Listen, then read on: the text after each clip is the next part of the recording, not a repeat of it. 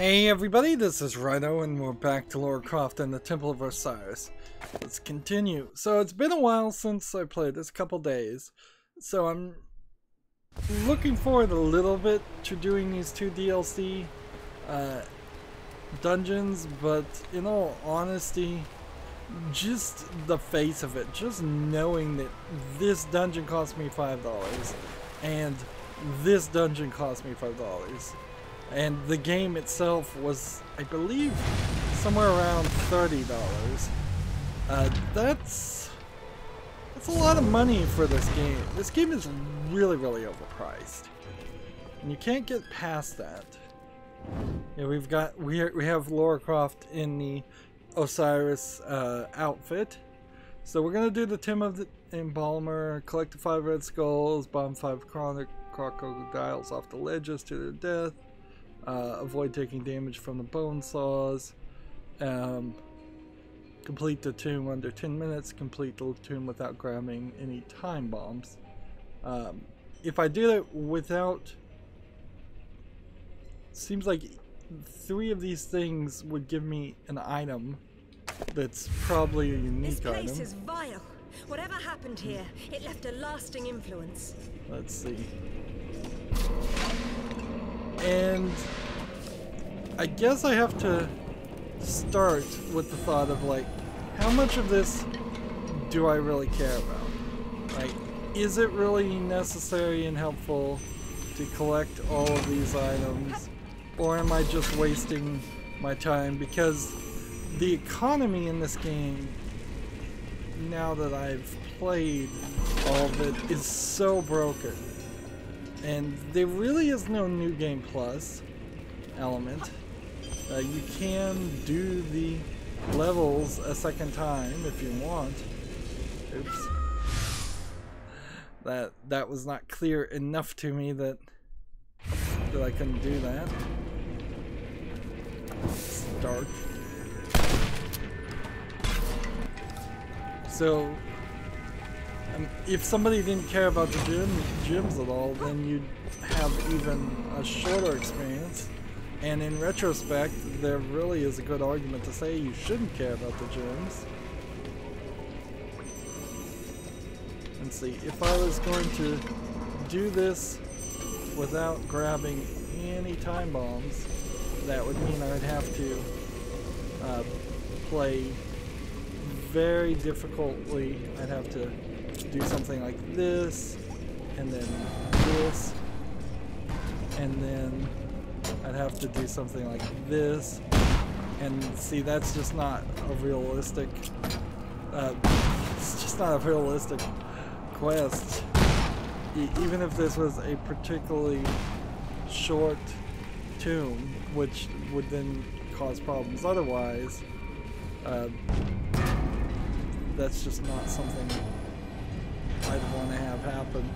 See, that if that's the only reason or why this game, if this is the only thing that the creators of the game could decide was a smart move,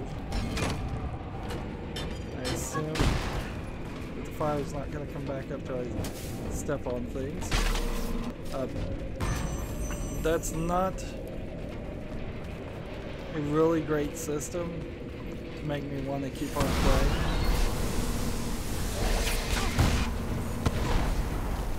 So knock this guy off a ledge. How? Like, I don't see how. This guy has some major poison abilities.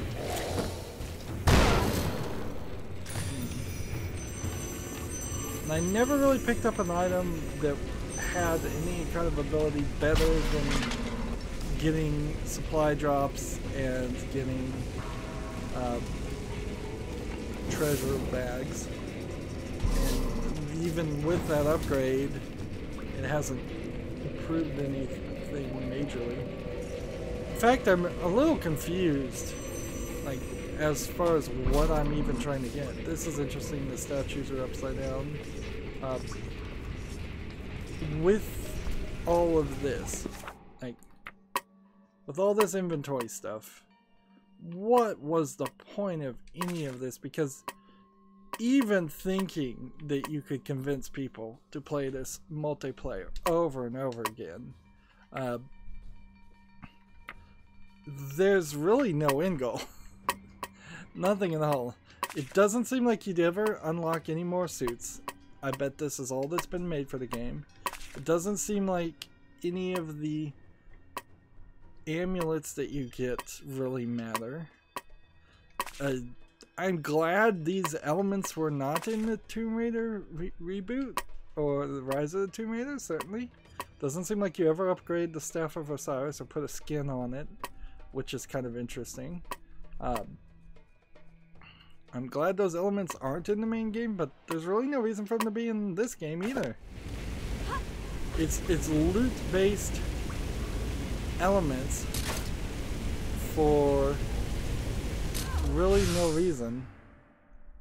Wonder where the checkpoint will be on that.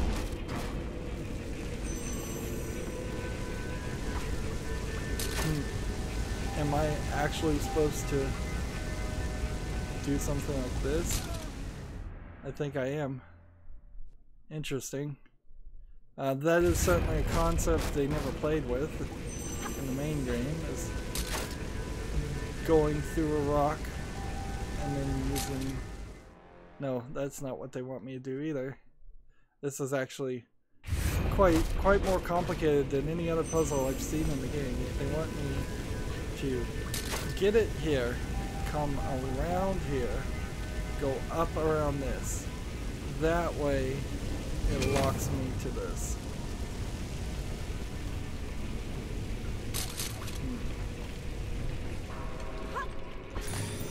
And that's more imagination than I've seen any of the other puzzles in this game. And that was in DLC.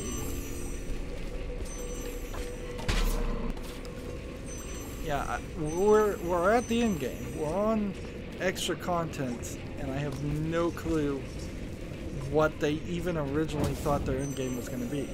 Because this is probably one of the best examples of a game turned into a game as a service for no reason. Like, this could have been a fine $10, $15 game. The fact that it's still $30 years later says some major level of greed on Square Enix's part. But their story should have just happened, and then that should have been it. Or at the very least, and why it's not like this is kind of confusing, why not just introduce a harder difficulty mode, considering there was no difficulty mode in this game at all? Like, why isn't there... Let's see what happens here. It blew up.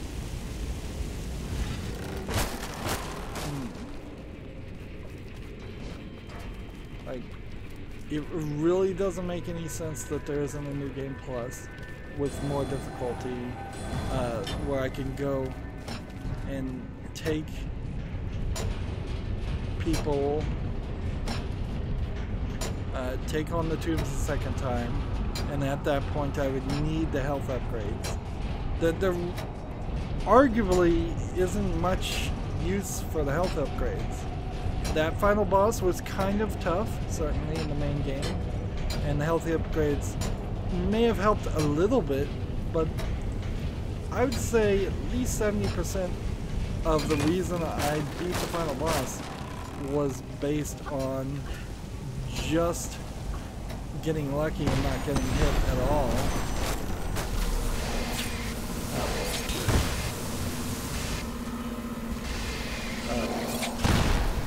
Like, I really can't argue that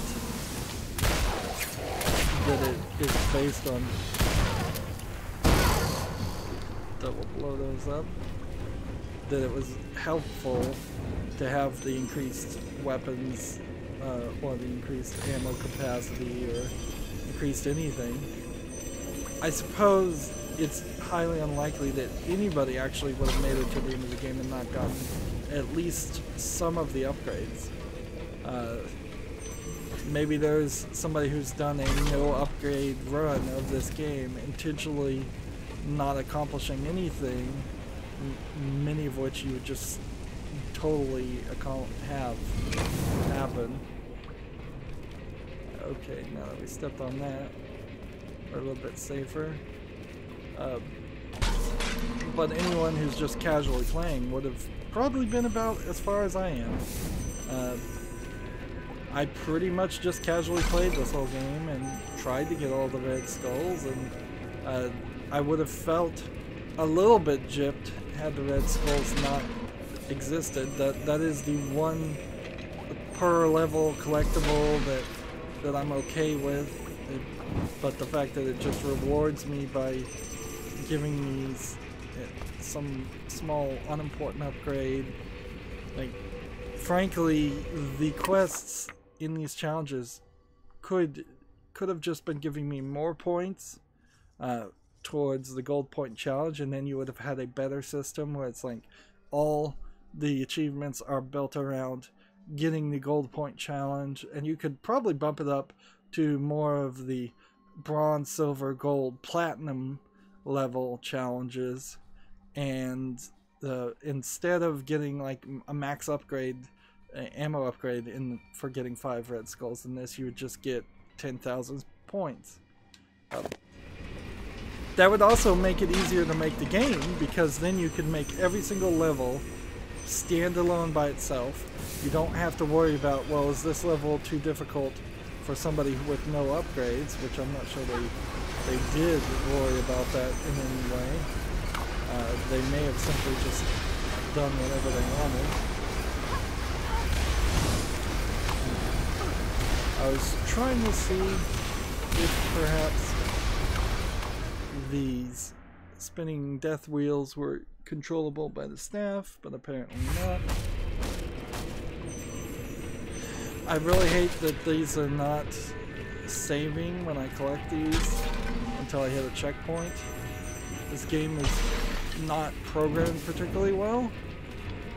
It would be pretty easy to have that in RAM, just have you collected everything, and like when you die it would just save that. Of course that might add a slight amount of delay in this game reloading, and this game does seem to load. Yeah. And since we're at the end here, what am I doing? Why am I trying to get any of these jewels? Forget it. Just run to this part. Jump here. Jump here. Run over here. And just be done with that whole section. And I was knocked off at that point, and the game didn't seem to recognize that, so it just let me fall back where I was.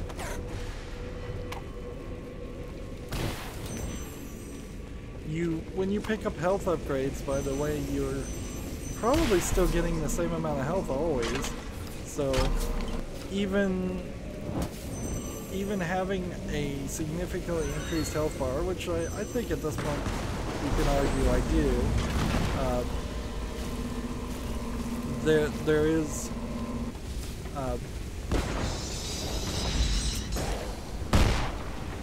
let's see, these are the guys they want me to knock off ledges.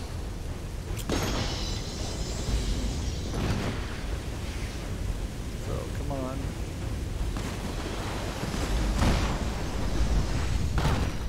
I've got this fire.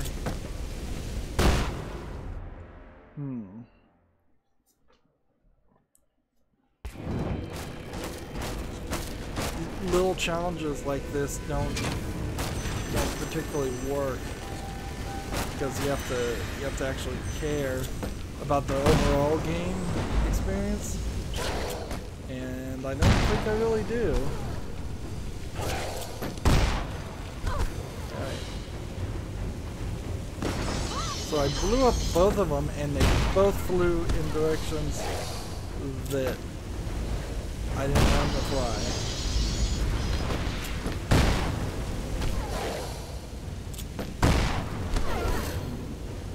There I managed to knock the guy right off the ledge.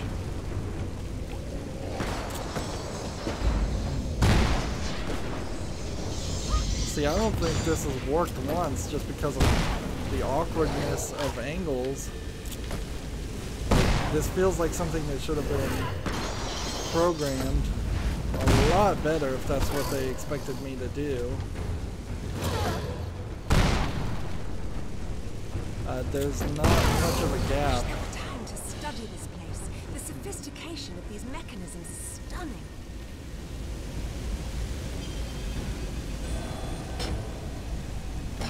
So remember, this would have to be bombed through this entire path if you were to try to get to that other achievement.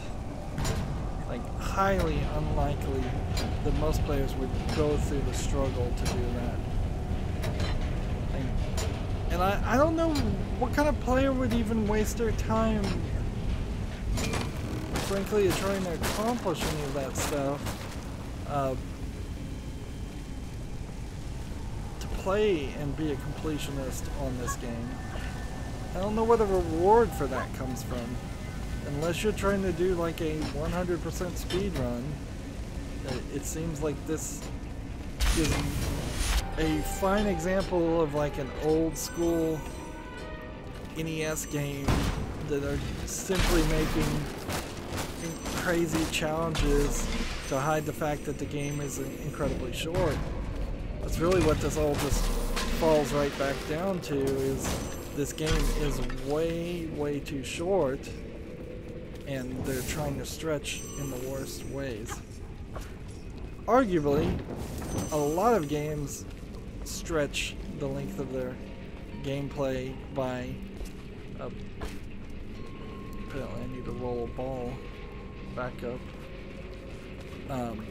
They stretch their gameplay by having a lot of cutscenes and a lot of dialogue, or they have a lot of instances of fighting enemies.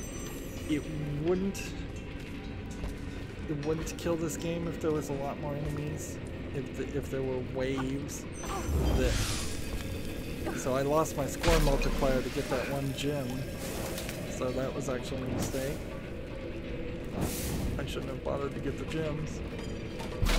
And more evidence of how badly programmed this game is, that the gems pop up on the fire very frequently. And see, I have a hard time believing that this is the first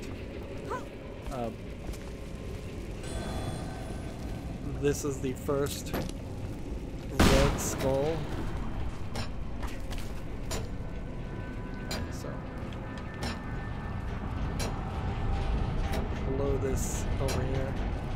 So either this is a really long section, or I've missed some. Which I wouldn't be surprised if I missed some, and I also wouldn't be surprised if this is a really long section. Although I have to question, why only add one tomb if you're going to make the tomb be considerably longer than the tombs in the main game? I mean, you've set that baseline at this point, why not live with it and say in the DLC you're going to get 2 tombs or 3 tombs. See, I don't know how you...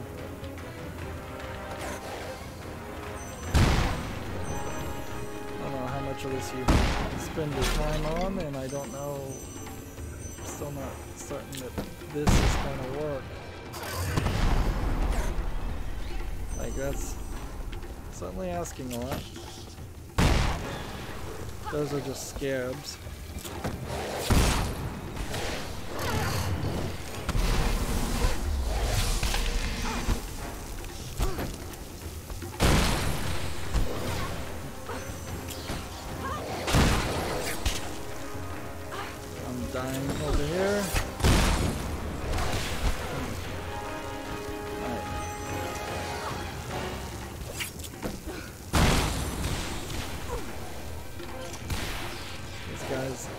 shotgun.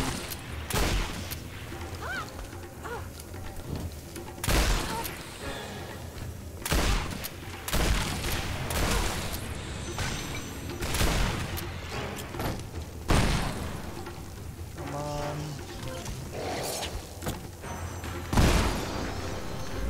Like, these arena battle sections work. They work fine. But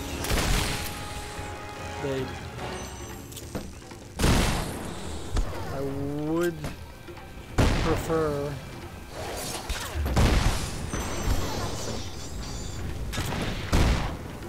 need the bomb right about here. Almost fell to my death. There we go.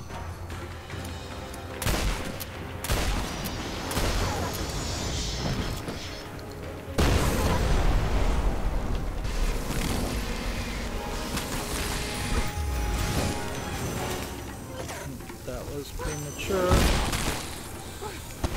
And I guess maybe these little orbs, because I've never really done what I was supposed to do with them, which is possibly let them be a thing and spew out more enemies.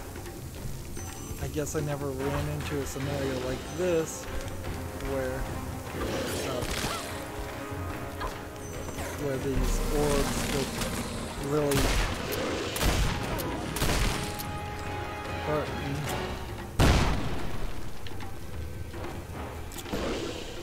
Let's see. With this golden shotgun, I can blow him up again. He only took like 2 hits that time. Light will always banish the dark, Set. We're not really getting any sound of Set, so I wonder if maybe if I had done this before I defeated Set, maybe there would have been a line of dialogue there, but I suspect not.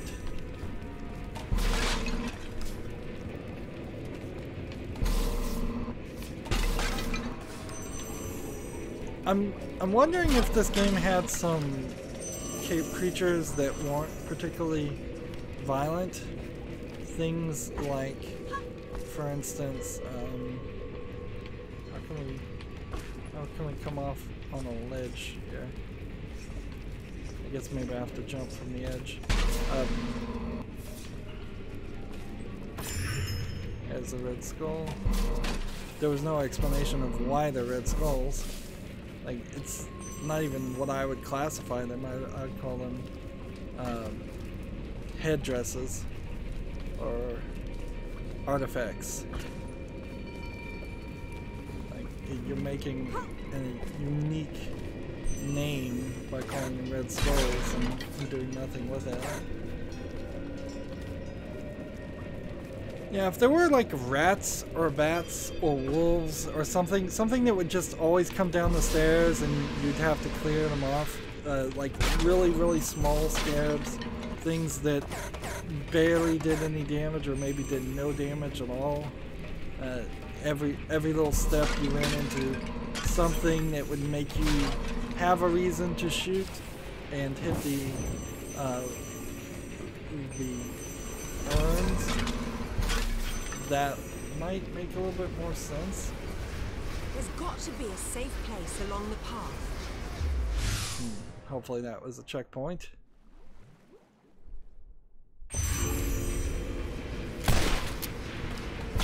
Overall, it just feels like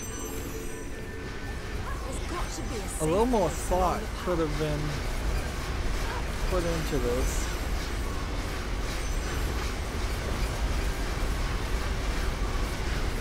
Let's see.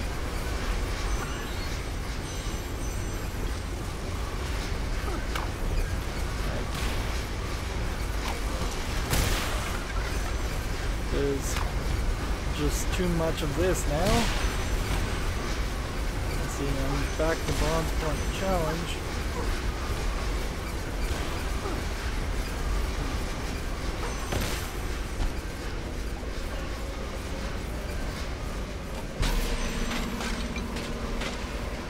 So what was the deal with all of that? Was that a challenge? Complete the tomb without grabbing your firebombs? Like, it sure seemed like that was nothing. Just a lot of jumping through different places to potentially collect gems. Maybe that was what this DLC was about, was that it was a way of getting more gems kind of easily, but that's not particularly easy. We've done these puzzles before, so we know what we're doing here. I don't know about lighting these torches, frankly. I don't know what that adds. Why is that the one element from the previous game that you kept? Watch out! But it seems like there could have been many other things that could have been kept or expanded on. When I think about Temple of Light and how there was an entire DLC level that was around rolling balls through puzzles and getting up higher and just accomplishing something different and having a better, different experience. Like this game is a pale comparison to its predecessor. So at this point, I'm feeling like I recommend Temple of Light, but I am not recommending this one so much. Like, you'd have to be really happy with the experience with Temple of Light and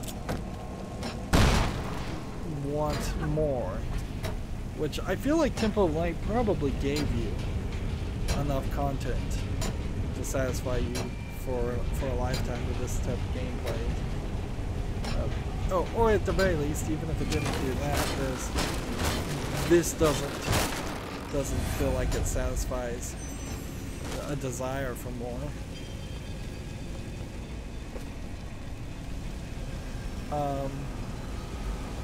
What just happened there?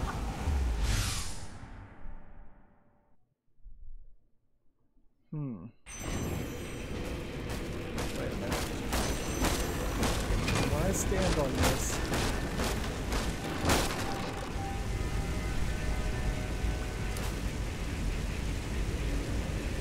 do I have to blow the ball? Yes, I do. So the ball only lets you, activates this part for a few seconds. And then I have to, well.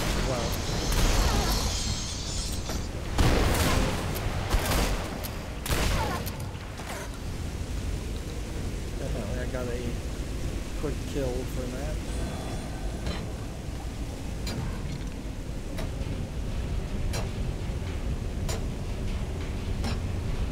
See, we've gone about 30 minutes now. Let's see if we can finish this part of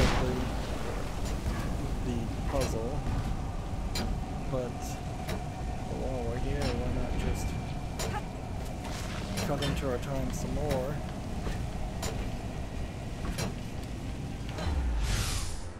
Nope, let's just kill ourselves accidentally.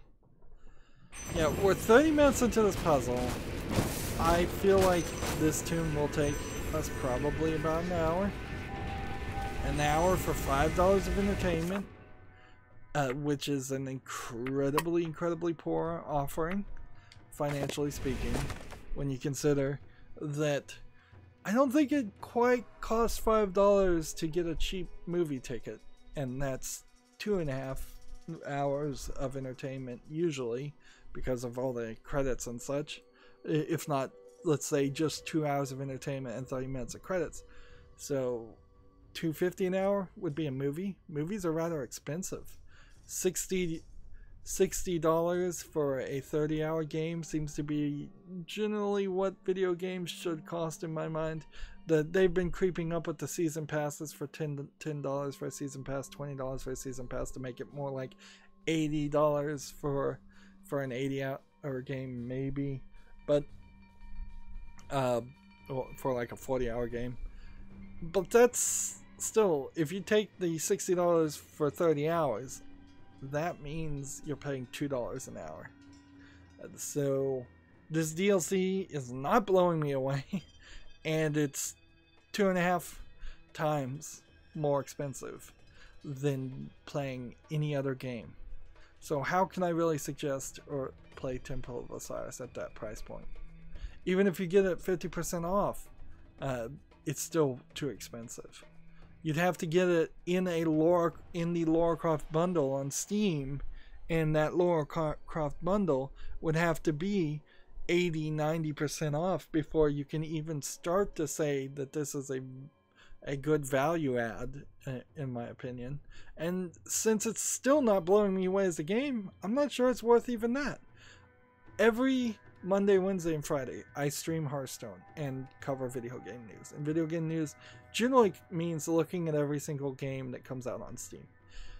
And every single day, there are at least 2 or 3 cheap, low-effort, bad games that are either free or selling for, I believe the minimum is like 60 cents on Steam if you're going to set a price. And every single day, I look at those games and go, that's not even worth your time. It's not even worth it at free. And Lara Croft, a polished product by Square Enix, is getting to that level. That's not a good use of your major IP of the Tomb Raider series in Lara Croft. That's not a good development. We've seen this done with other things. Most recently, there's a Command & Conquer mobile game that's coming out and being developed. We've seen it with Dungeon Keeper as a mobile game. Just like really, really cheap cash-ins, guised with better series of games that don't deserve this treatment. I don't think Lara Croft really deserves to be in Temple of Osiris. Anyways, it's been 30 minutes. That's going to be it for this recording. As always, I ask you to like, share, subscribe, comment, and watch every second of my videos. If you want a friend to follow me on any social media sites, there's a bunch of links down below. And if you want to support me even further, friend me on Steam, gift me a game. Thank you for watching. Have a good evening.